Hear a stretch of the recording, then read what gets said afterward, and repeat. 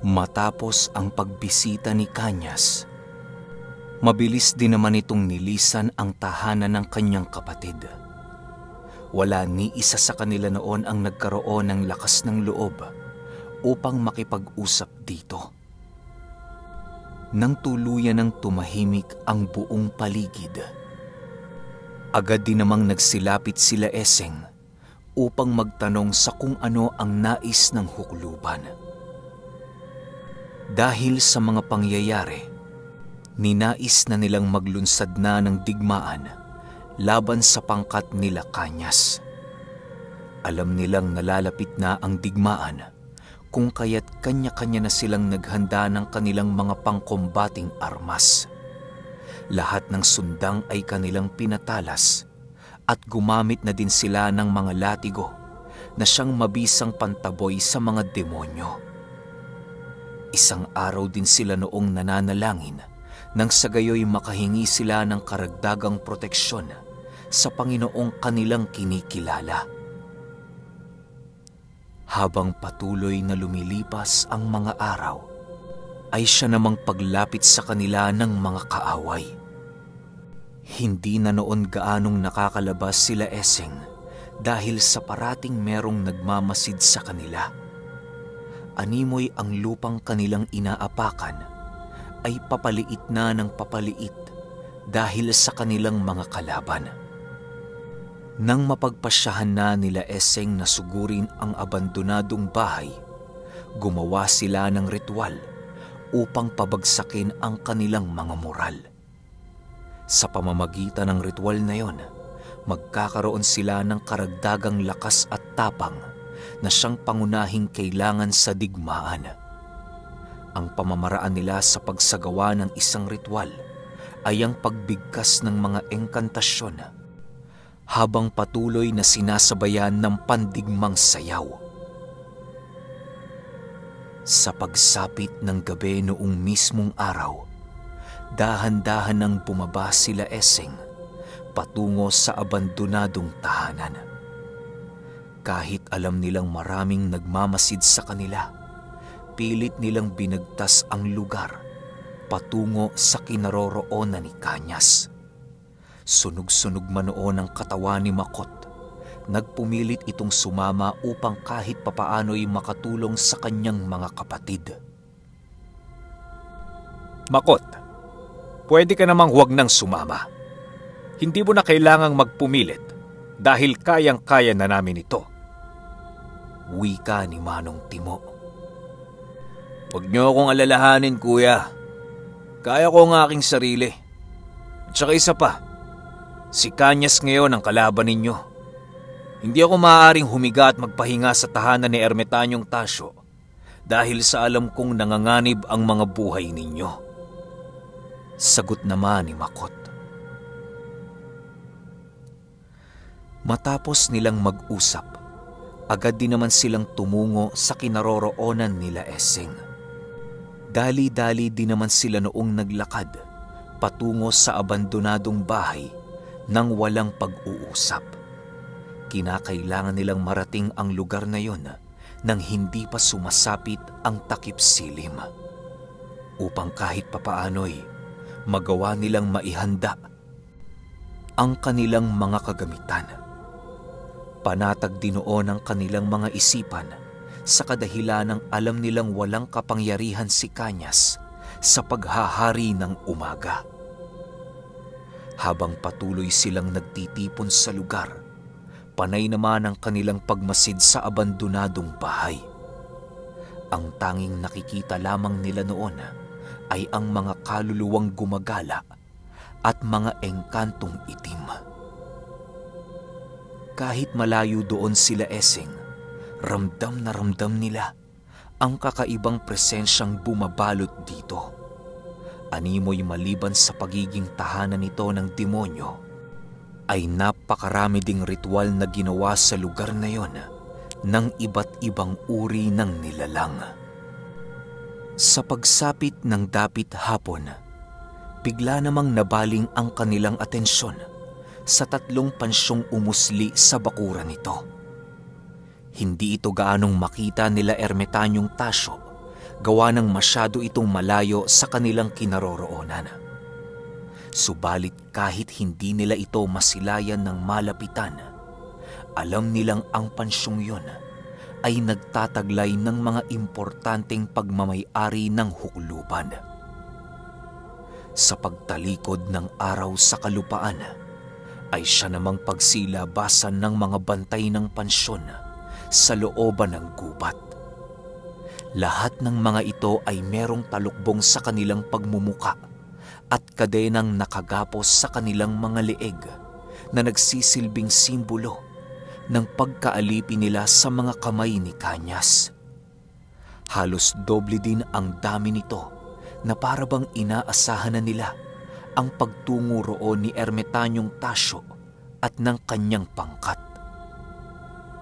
Nang sumapit na ang 6:00 ng gabi, doon nila nakita ang iilan sa mga disipulo ni Kanyas na eksperto din sa kahit anong uri ng kombate. Ang ilan sa mga ito ay merong 3 mga galamay at ang iba naman ay halos magmukha ng mga hayop. Alam din nila Eseng na mapanganib ang mga ito dahil sa napakarami na nitong mga marka ng sugat sa kanilang mga katawan. Habang patuloy nila itong pinagmamasdan, panay naman ang paghanap nila sa kapatid ni Ermitanyong Tasyo upang masigurong naroon ito sa abandonadong tahanan. Ilang minuto pa ang lumipas, bigla nilang nakita ang 2 bruha na merong daladalang dahon ng anahaw. Tuyot na ang mga dahon na yon na parabang napakatagal na nitong kinuha sa puno nitong pinagmulan. Matapos nila itong masilayan, bumungad si Kanyas sa gitna ng mga ito habang dahan-dahang naglalakad. Kagaya ng una itong nakita ni Eseng, nakasuot pa rin ito ng telang mahaba na merong mga kadenang nakagapos sa kanyang mga paa. Animoy sa sobrang tagal na nitong paulit-ulit na sinuot ang kasuotang yon, ay halos umalingasaw na ang bahong dumikit sa telang itim. Nang marating nila Kanyas ang pansyon, dahan-dahan din naman itong nagsiupo sa mga upuang napaglumaan na ng panahon. Agad din naman itong nagsagawa ng ritual na siyang labis na ikinabahala nila Eseng. Nang mahulaan ni Ermitanyong Tasyo ang susunod nitong gagawin, ay dali-dali rin naman itong gumawa ng hakbang upang pigilan ang kanyang kapatid. Lolo Tasyo, hindi ho ba masyado pang maaga upang gumawa ng hakbang? Tingnan niyo ho, kakasapit pa lamang ng 6:00 ng hapon. Hindi pa ho natin alam kung meron pang ibang kasama si Kanyas na paparating. Wika dito ni Eseng. Wala nang oras ang pangkat natin, Eseng. Kinakailangang hindi natin mapahintulutan si Kanyas na gawin ang ritual sa pansyong nasa kanyang bakuran. Maghihintay pa ba kayong pabayaan ang kapatid ko na tumawag ng iba pang demonyo? Ngayong nahulaan ko na ang kanyang gagawin, hindi ko na ito maaari pang pahintulutan. Pasensya ka na, Eseng. Subalit para sa akin, ito ang nararapat. Sagot naman ni Ermitanyong Tasyo. Kasabay ng pagwika nito, ay siya namang dahan-dahan itong pagbaba sa lugar na kanilang kinaroroonan. Wala na ring nagawa noon sila Eseng kung hindi ang sundin ng kanilang guro. Habang patuloy silang lumalapit sa kinaroroonan ni Kanyas, doon nila nasilayan ang iilan sa mga gabunang alipin nito. May mga tali yun sa kanilang leeg bilang tanda ng kanilang pagkilala kay Kanyas na kanilang Panginoon. Alam ni Eseng na malalakas ang mga ito kung kaya't ninais nilang itago ng maigi ang kanilang mga pang-amoy at presensya. Sa pamamagitan ng pagbalot ng lupa sa kanilang katawan, nagawa nilang maikubli sa mga nilalang ang kanilang mga amoy. Ibinabadi nila ng husto ang kanilang bakod at puder upang walang makatuklas sa kanila sa lugar na yon. Habang walang kaide-ideya sila Kanyas sa paglapit ng pangkat nila Essing, sinulit naman nila ang pagkakataon upang maihanda ang kanilang susunod na hakbang. Paglapit nila sa bakuran ng abandonadong bahay, doon nila narinig ang mga ritual na patuloy na binibigkas ni Kanyas. May iilan din silang nakitang uka sa lugar na yon na merong dumadaloy na likidong apoy. Animoy meron itong hinuhugot na demonyo sa ilalim ng impyerno na siyang papasok sa katawang walang lamang kaluluwa. Nang marinig nila Essing ang orasyon nito, isa lang ang sumagi sa kanilang isipan, at yun ay nagtatangka si Kanyas na muling bumuhay ng mga demonyo. Dahil sa yon ang unang beses nilang masilayan ang ganoong ritual, kaya na may hindi nila mawari kung para saan ang mga orasyong binabanggit ni Kanyas. Nananatili lamang naman noong nakatayo ang kanyang mga tagasunod na naghihintay lamang ng utos na manggagaling sa kanya. Nang maramdaman nilang malapit nang matapos itong si Kanyas, agad naman silang tumayo sa kanilang kinaroroonan upang patigilin ang ginagawa nitong engkantasyon. Kanyas!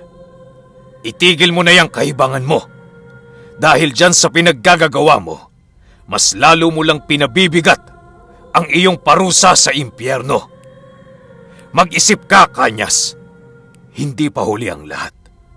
Huwag mo nang dagdagan pa ang suliranin ng mga taong nakapaligid sa iyo para lamang maisakatuparan ang lahat ng iyong mga plano. Tandaan mo, walang sino mang nilalang sa mundong ito ang nagtatagumpay dahil sa pagkaganid. Sigaw ni Ermetanyong Tasyo. Nang marinig ni Kanyas ang sinabi nito, ay agad din naman itong lumingon sa kinaroroonan ng kanyang kapatid, habang patuloy na nanlilisik ang mga mata. Wala kang alam sa kung ano man ang ginagawa ko, Tasyo. Manahimik ka dyan kung ayaw mong isunod ko kayo ng iyong mga disipulo. Hindi pa ba sapat ang pagpaslang ni Crisostomo sa isa mong disipulo? Sagot naman ito. Dahil sa sinabi nito, wala nang nagawa sila Essing kung hindi gawin ang nararapat. Sa isang iglap lamang, kinuha nila ang kanilang sundang habang dahan-dahang lumalabas sa katauhan ni Essing si Hoben.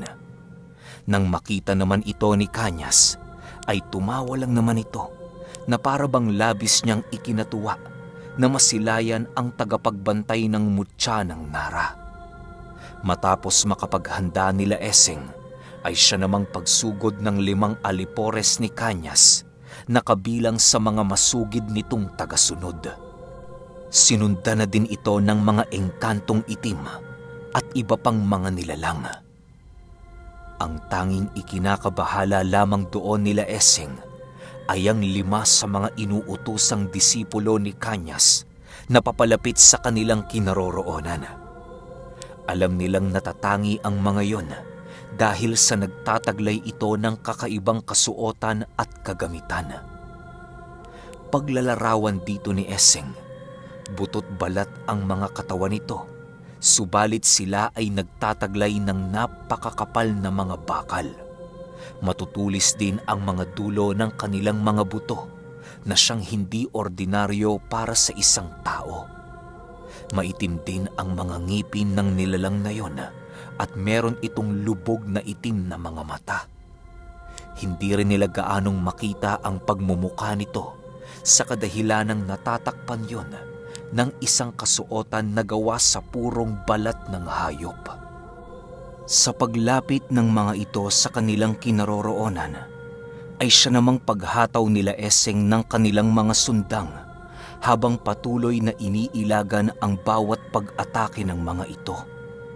Nagsisigawan din sila noon upang mailabas ang kanilang mga ikinikimkim na galit sa mga nilalang. Sa pagpapatuloy ng kanilang pakikidigma, doon napansin nila Eseng ang pagdugo ng buwan sa lalim ng gabi. Bigla sila noong kinabahan dahil sa hindi inaasahan ang pagdugo nito.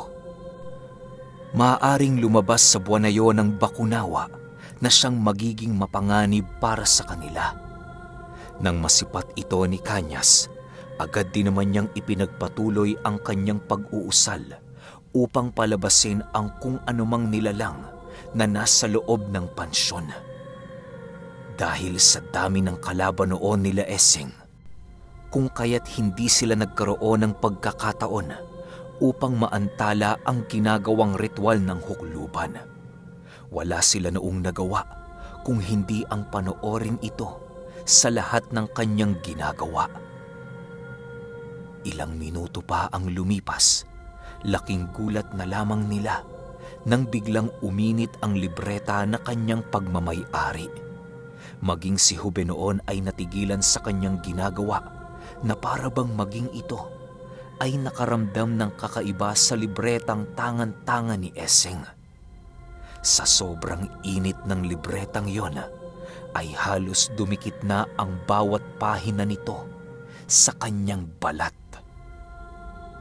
Dahil sa sakit na kanyang nararamdaman, kung kaya't nawalan siya ng depensa sa kanyang sarili.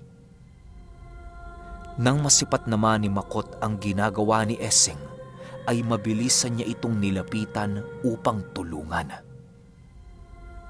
Eseng! Eseng! Ayos ka lang ba?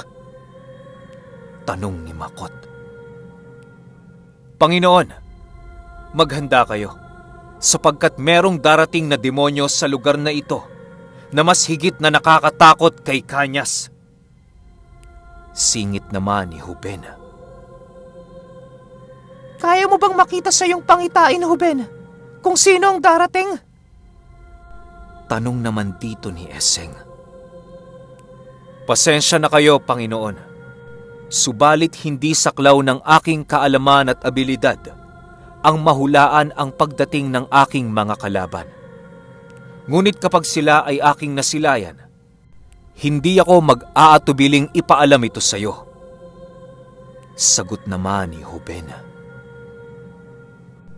Matapos nilang mag-usap, ay muli na namang sumugod si Eseng sa mga alipores ni Kanyas na patuloy nitong pinapakawalan. Ang karamihan sa mga ito ay merong wangis ng mga hayop, kaya na may naging pahirapan para sa kanila ang pagpuksa ng mga nilalang na yon.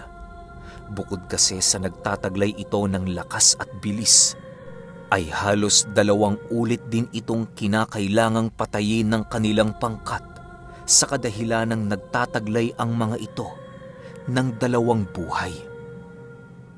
Ilang minuto pa ang lumipas, nakahanap na nga ng pagkakataon si Ermetanyong Tasyo upang lapitan ang kanyang kapatid nang hindi nito nararamdaman. Walang pagdadalawang isip niya itong hinataw ng kanyang punyal na siyang mabilisan namang nailaga ni Kanyas. Matapos itong gawin ng hukluban, doon na nga nag-umpisa ang kanilang paglalaban sa bawat isa. Ang dating magkalapit noong magkapatid ay patuloy na nakikipaglaban hanggang kamatayan na siyang labis namang ikinalungkot ni Eseng. Kahit may tanim siyang galit kay Kanyas, hindi niya pa rin maipagkakaila na labis siyang nalulungkot sa mga pinagdaraanan nito. Kapatid, may panahon ka bang magbago? Hindi pa huli ang lahat. Wika ni Ermetanyong Tasyo habang patuloy na inuundaya ng saksak si Kanyas. Huli na ang pagbabago, aking bunsong kapatid. Wala na akong magagawa kung hindi ang panindigan ang posisyong aking pinaghihirapan. Sadyang magkaiba tayo ng landas, Kaya kahit anumang karunungan ang maangkin mo sa mundong ito, hindi mo mauunawaan ang mga bagay na aking nararamdaman. Marami na akong isinakripisyo, makamit lamang ang ritual na ito, kaya hindi na ako maaaring sumuko pa. Sagot naman ito.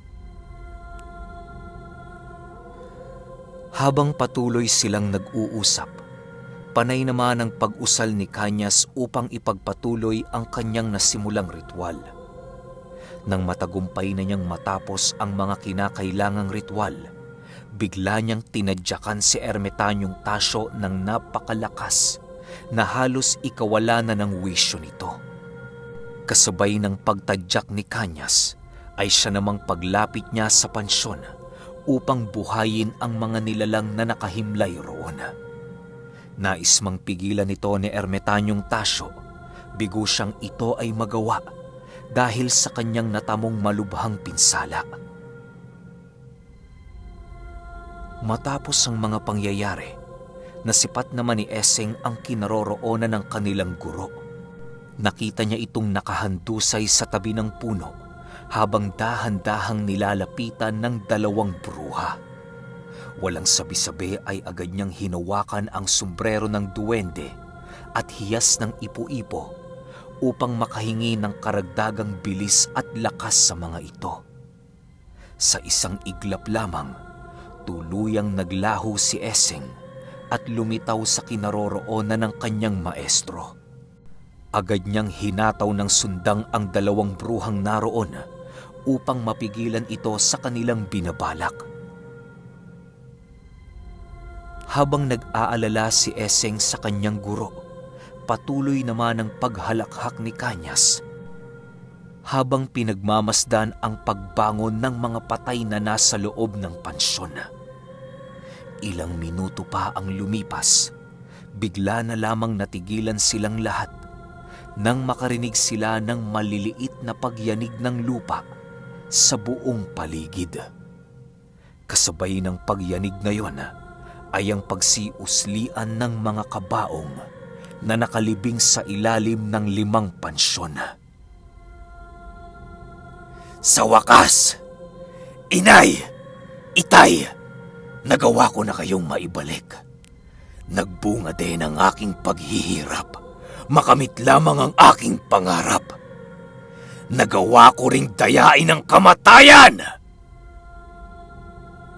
Sigaw ni Kanyas habang pinagmamasdan ang mga naagnas na bangkay na bumabangon mula sa kabaong. Nang marinig ni Ermitanyong Tasyo ang sinabi nito, ay halos hindi siya makapaniwala sa kanyang mga narinig. Hindi pa noon tuluyang naniwala ang guro nila Eseng sa kadahilan ng maaaring isang panlilinlang lamang ang ginagawa noon ng kanyang kapatid. Sa paglabas ng mga bangkay sa mga kabaong, bigla na lamang tumulo ang luha ni Ermitanyong Tasyo nang masipat niyang totoo nga ang sinabi ng kanyang kapatid. Subalit ang mga nilalang na yon ay napakalayo na sa kanilang mga magulang dahil sa agnas na ang mga katawan ng mga ito. Nanlilisik na din ang mga mata ng mga bangkay na siyang labis na ikinatakot ni Ermitanyong Tasyo. Alam niyang mga demonyo ang nilalaman ng mga bangkay. At hindi ito ang mga magulang ni Kanyas na pinipilit niyang binubuhay. Sa paglapit ng mga bangkay na yon kay Kanyas, ay biglang nag-iba ang ihip ng hangin nang utusan nito ang lahat ng demonyong sumusunod sa kanya upang siya ay patayin. Sino kayo? Hindi kayong aking pamilya! Mga demonyo! Sigaw ni Kanyas habang patuloy na umaatras sa kanyang kinatatayuan. Kanyas, kami ito, ang iyong mga magulang. Sumama ka na sa amin at dadalhin ka na namin sa aming kaharian. Hindi ba't ito ang iyong pinagpaguran? Kaya bakit ka nag-aalangan? Sagot naman ng ama ni Kanyas. Matapos makapag-wika ng nilalang na yon, ay sinabayan ito ng iba pang bangkay na parabang ginagaya nito ang sinabi ng bangkay ng ama ni Kanyas. Ilang minuto pa ang lumipas, bigla namang napahandusay si Kanyas sa lupa dahil sa pagpupumilit na lumabas ng demonyong nasa kanyang kalooban. Kitang-kita noon nila Esing ang pagkakaroon nito ng katawang lupa habang patuloy na hinuhugot ang kanyang sarili sa katawan ni Kanyas. Ilang minuto pa ang lumipas. Bigla na lamang nawala ng malay si Kanyas nang tuluyan ng makalabas ang demonyong nasa kanyang loob. Nababalot ito ng itim na presensya at pinapalibutan ito ng nagniningas na apoy sa bawat paggalaw nito. Nagtataglay din ito ng malasakambing na mga paa at buntot na halos ilang pulgada ang haba. Habang nakatayo ang demonyong yon, patuloy lamang itong nagsasalita ng dialektong hindi alam nila Ermitanyong Tasyo. Matapos nitong makapagsalita, ay siya namang pagkumpulan ng mga nilalang na minsang naging alipin ni Kanyas.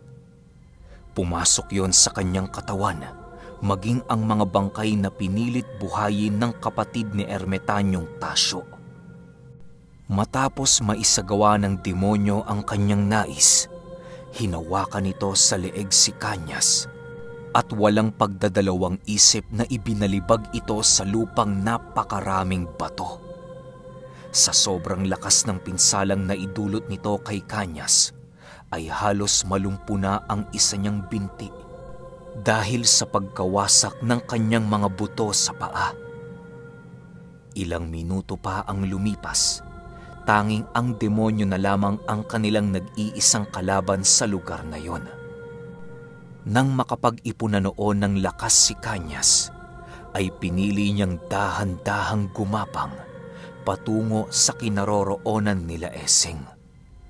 Naawa naman noon si Ermitanyong Tasyo sa kanyang kapatid, sa kadahilanang sa puntong yon, doon niya nalaman na ang lahat ng ginawa nito ay para sa kanilang pamilya.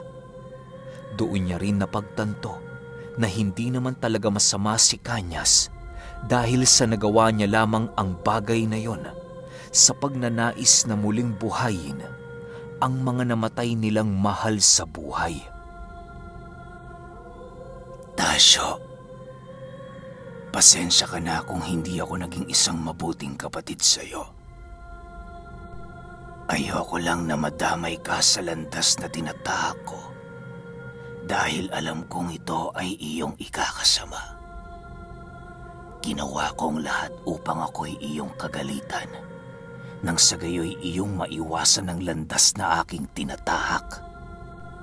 Alam ng Diyos kung gaano kita kamahal at kung gaano ko nangungulila sa iyo, Tasyo.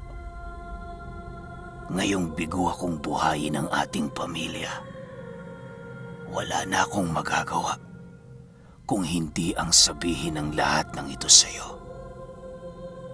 May karapatan ka ring malaman ang katotohanan na siyang bumulag sa iyo sa loob ng napakahabang panahon. Nagkamali ako, Tasyo.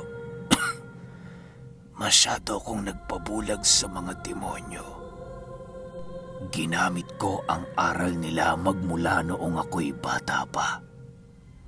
Dahil sa aking puot at galit sa mga taong walang ibang alam na gawin, kung hindi tayo ay apihin at yurakan ng ating pagkatao. Ako na ang sumalo sa lahat ng may sala sa ating pamilya. Kaya na may panahon na para ako ay magbayad ng aking mga pagkakasala. Masaya akong nakahanap ka ng pamilya, Tasyo. Naway ingatan mo sila at ituring bilang kaisang dugo. At hiling ko lang sa iyo, bunso, na sana na may kahit hindi mo ko kayang ituring na kapatid, ay magawa mo pa rin akong patawarin sa lahat ng kasalanan ko sa iyo. Wika ni Kanyas. Nang marinig ni Eseng ang sinabi nito, para bang nawala ang kanyang galit sa hukluban. Doon niya naisip ang pag-ibig ng Diyos sa tao, kung kaya't nagawa niyang patawarin si Kanyas noong mismong oras na yon. Ibigin mo ang iyong mga kaaway. Tunay ngang dakila ang lahat ng iyong sinasabi sa Ama. Bagay at tama lamang na sa iyo lamang ang lahat ng papuri at kadakilaan. Wika ni Eseng sa kanyang sarili. Ilang minuto pa ang lumipas, tanging pagyakap lang naman ang naging kasagutan ni Ermitanyong Tasyo habang patuloy na umiiyak. Si Eseng noon ay natigilan sa kanyang ginagawa dahil sa labis na pagkagulat sa kanyang mga nasaksihan. Hindi ito narinig nila Manong Timo, gawa ng masyado silang malayo sa magmaestro. Ilang minuto pa ang lumipas, bigla namang tumayo si Kanyas habang patuloy na inihahanda ang kanyang mga gamit. Ibinaba na din niya noon ang kanyang librong nakatali sa isang kadena upang paghandaan ang muling pagsugod ng demonyo. Nang mapagpasyahan na din nila Manong Timo na lumapit sa kanila, doon pa lamang sinabi ni Eseng na tuluyan na nilang naging kakampi si Kanyas. Hindi naman gaanong umimik noon sila Manong Timo dahil masyado pa silang naguguluhan sa mga nangyayari. Pilit man nilang intindihin ang mga kaganapan noon, ay bigo silang gawin ito. Eseng, gamitin mo ang engkantasyong nasa panghuling pahina ng libretang iyong tinadala. Alam kong taglay mo na ang karunungang nanggaling mismo sa Ama na siyang makakatalo sa demonyong nanananahan sa aking katawan ng napakahabang panahon. Gagawin namin ang lahat ng aming makakaya upang ikaw ay bigyan ng proteksyon laban sa dyablo.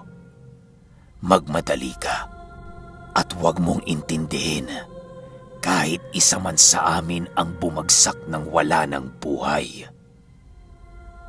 Wika ni Kanyas. Kasabay ng pagwika nito ay ang paghawak nito sa kanyang binti, gamit-gamit ang kanyang dalawang kamay na binabalutan ng kulay itim na mga apoy.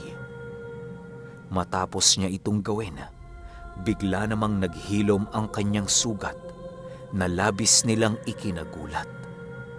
Sa pagsugod ni Kanyas at ni Ermitanyong Tasyo, ay siya namang pagsunod nila Manong Timo upang mawakasan na ang digmaang yun. Si Hube naman noon ay nananatiling nasa likuran lamang nila Eseng upang mapaghandaan ang mga pangyayaring hindi inaasahan. Ang tanging gagawin lamang kasi noon ng kanyang Panginoon ay mag-usal ng mga orasyon na nanggagaling mismo sa libreta. Paglapit ni Kanyas sa demonyo, ay siya namang pagpalipad nito ng mga nagsisilakihang insekto na pangunahing ginagamit sa pambabarang. Sinasabayan niya rin yun ng nagbabagang latigo upang mabilisang maipako ang demonyo sa lupang kinatatayuan ito. Si Ermitanyong Tasyo naman ay binalutan ng engkantasyon ng latigo ni Kanyas upang mas lalo pa itong mapatibay. Sila Manong Timo naman ay piniling atakihin ang demonyo sa likuran nito upang hindi na ito tuluyan pang makalaban. Habang naghihirap noon ang pangkat ni Eseng, ay siya namang patuloy niyang pagpapakawala ng mga engkantasyon. Dahan-dahan na din siyang lumapit sa demonyo upang mas lalo pa nitong marinig ang kanyang mga inuusal. Gamit-gamit niya noon ang lengguwahe ng mga sinaunang ermitanyo na nagtataglay ng kabanalan at purong kabutihan. Habang patuloy itong pinakikinggan ng demonyo, tanging pagsisigaw lang naman ang ginagawa nito habang patuloy na kumakawala sa kanyang pagkakagapos. Nang makahanap ito ng pagkakataon na gamitin ang kanyang abilidad, ay bigla naman itong ginawa nang walang pagdadalawang isip. Sa isang iglap lamang nagsiuslian ang mga buto sa katawan na agad namang tinamaan si Manong Timo sa kanyang tagiliran. Nagawa nitong makailag, subalit nagtaglay pa rin siya ng malubhang sugat. Gayunpaman, kahit naghihirap na si Manong Timo, patuloy niya pa rin ginagawa ang kanyang trabaho. Nang masipat ni Ermitanyong Tasyo ang nangyari kay Manong Timo, bigla niya itong nilapitan upang alisin sa lugar na kanyang kinaroroonan. Maaari niya kasing ikamatay ang pananatili doon, gawa ng marami pa silang hindi alam na abilidad ng demonyo. Ilang minuto pa ang lumipas, bigla namang kumawala ang demonyong yon sa kanyang pagkakagapos na siya rin namang sumugod kay Eseng. Hindi na ito napigilan nila Kanyas sa kadahilan ng masyadong malakas para sa kanila ang demonyo. Kung nais nila itong ipako, kinakailangan nila ng 10 tao na nagtataglay ng mga mutyang nagbibigay lakas, kagaya ng pangil ng kalabaw. Paglapit ng demonyo sa kinaroroonan ni Eseng, bigla naman itong sinalag ni Huben ng buo nitong lakas. Panginoon, magmadali ka! Hindi ko na kayang pigilan ng demonyong ito! Sigaw ni Huben habang patuloy na sinasalag ang demonyong nagpupumilit na wakasan ang buhay ng kanyang tagapangalaga. Nang makalikom naman si Kanyas ng sapat na lakas, bigla itong tumalon papalapit sa demonyo habang inihahanda ang kanyang nagbabagang latigo. Sa pagpulupot ng latigo nito sa leeg ng kanilang kalaban, ay siya namang pagbagsak nito sa lupa. Mabilisan itong hinawakan ni Kanyas ng buong lakas para lamang matapos na ang engkantasyong ginagawa ni Eseng. Alam ni Kanyas na maaaring ikawala din ng engkantasyong yon ang kanyang abilidad, subalit ito na lamang ang kanyang naiisip na paraan upang kahit papaano'y makabayad siya sa kanyang mga kasalanan. Nang masipat naman ito nila Makot, ay dali-dali nilang tinulungan si Kanyas nang walang pagdadalawang isip. Eseng! Tapusin mo na ang engkantasyon! Wika ni Ermitanyong Tasyo habang patuloy na tumutulo ang dugo nito sa kanyang bibig dahil sa pagtarak ng napakatalas na buto sa kanyang dibdib. Nang marinig ito ni Eseng, agad din naman niyang binilisan ang kanyang pag-uusal upang magawa niya itong matapos ng mabilisan. Nang magawa na niya itong makumpleto, sa isang iglap lamang ay biglang nagliwanag ang demonyo sa buong katawan nito. Nawala na din yon ang kakayahan pang lumaban, gawa ng patuloy na itong ibinabalik ng panalangin ni Eseng sa impyerno. Matapos ang mga pangyayaring yon, bigla na lamang nilamon ng lupa ang demonyo hanggang sa dumating ang puntong nawala na ang bakas nito sa lupa. Gumuho na din ang abandonadong tahanan bilang tanda ng pagkatalo nito. Si Kanyas noon ay tuluyan ng nakalas sa kanyang kamay ang kadena na nagdudugtong sa kanya at sa libro. Naagnas na din ng librong yon bilang tanda ng pagkawala ng kanyang lihim na karunungan. Salamat sa iyo, Eseng, at nagawa mo kong palayain. Alam kong may pagkakasala ako sa iyo, kaya ngayong narito ko sa iyong harapan upang ibigay sa iyo ang iyong buhay. Masaya kong mamamatay sa kamay mo bilang kabayaran ng aking pagpatay sa iyong mga magulang. Wika ni Kanyas. Huwag niyo nang isipin yon, Manong Kanyas. Ang puot sa aking puso ay tuluyang ko nang iwinaklit dahil sa pagkilala ko sa ating amang dakila. Hindi nangangahulog ang kapalit din ng iyong buhay ang nagawa mong pagkakamali dahil alam kong may malalim ka din na rason upang magawa ang mga bagay na yon.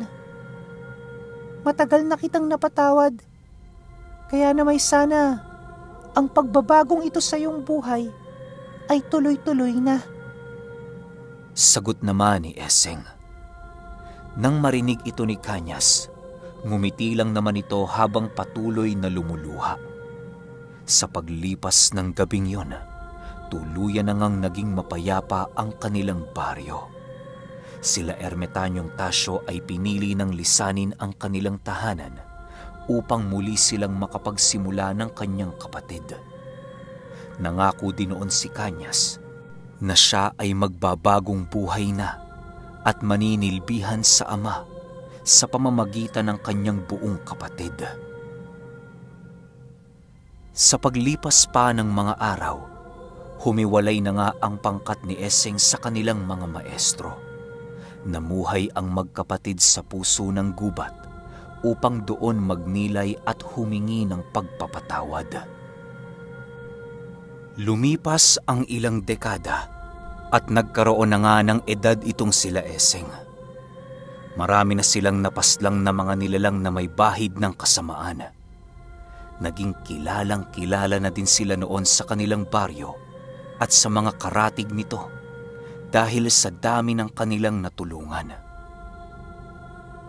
Nang mapagpasyahan ni Esseng na bumalik na sa kanilang dating baryo, ay hindi naman tumutol sila Manong Timo. Ang gubat na dinaanan nila noon ay kanilang pinasok upang tuluyang kitilan ng buhay ang mga aswang na naghahari doon. Sa pagbalik ni Esseng sa dati niyang baryo, doon niya nakita ang isang angka ng mga aswang na purong gabunan. Ibang-iba ito sa mga aswang na kanyang nakasalamuha sa kadahilan ng tanging masasamang loob lamang ang nagagawa nitong kitila ng buhay. Ngunit dahil sa sugo ng Diyos sila Esseng, ang masama sa paningin ng Diyos ay masama na rin sa kanila kahit gumagawa ito ng kabutihan. Ilang araw din nilang kinumpronta noon sila Dario, ngunit hindi sila nito binibigyan ng pansin. Subalit nang napuno sa kanila ang pinuno ng mga gabunan, wala na itong nagawa kung hindi ang harapin sila ng buong lakas. Nang unang makilala ni Esseng si Lola Astring, ay halos manginig ang tuhod nito dahil sa lalim ng aral na tangan-tangan ng asawa ni Dario.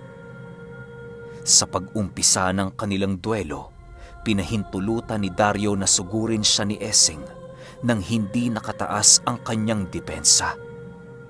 Labis naman itong ikinasaya ng antingero gawa ng alam nilang walang kabal ang maaaring magligtas dito sa talim ng kanilang mga sundang.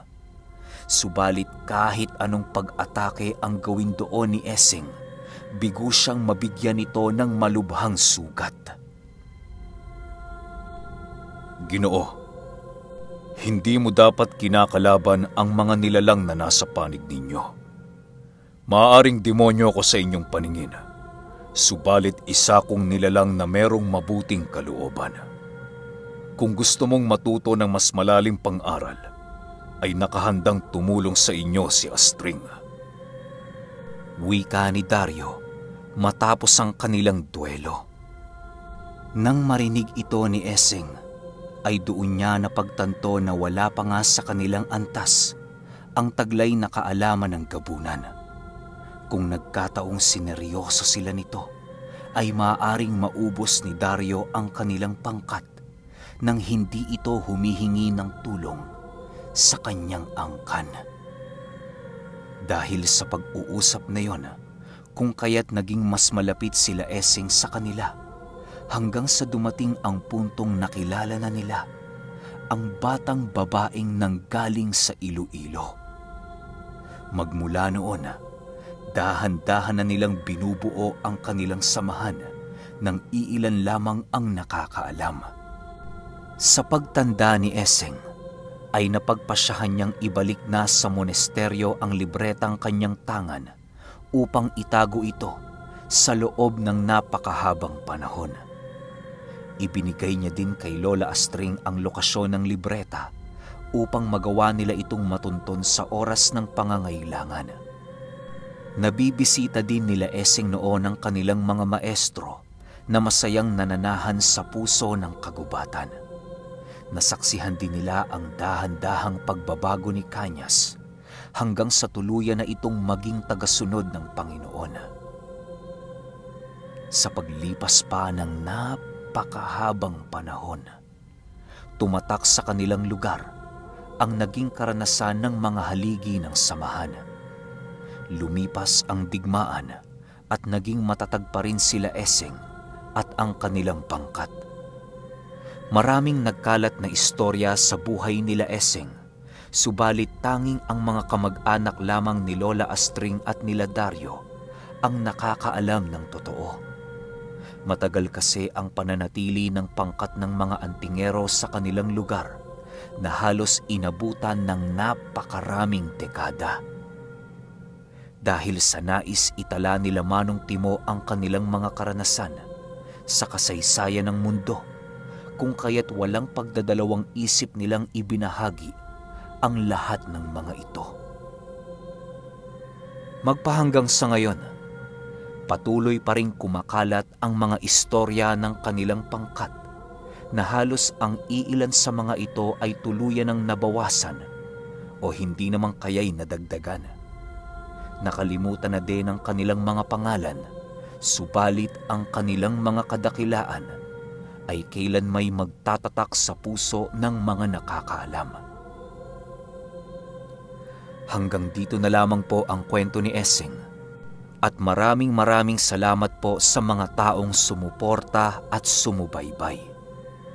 Tunay ngang punong-puno ng kapupulutang aral at mga karunungan ang naging buhay ng pangkat ng mga antingero na merong pinunong nagngangalang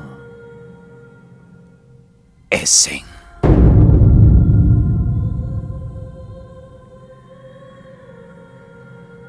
Okay, grabe. Sobrang ganda ng Eseng. Ang daming binanggit din sa kwento, no? Ay, natapos na naman ang isa nating kwento pero alam nyo, itong kwentong Eseng, ito lang masasabi ko lang. Ibang-iba siya dun sa mga nakaraan nating kwento na ang lulungkot ng ending, di ba? Sa sakit. Pero ito, ang saya.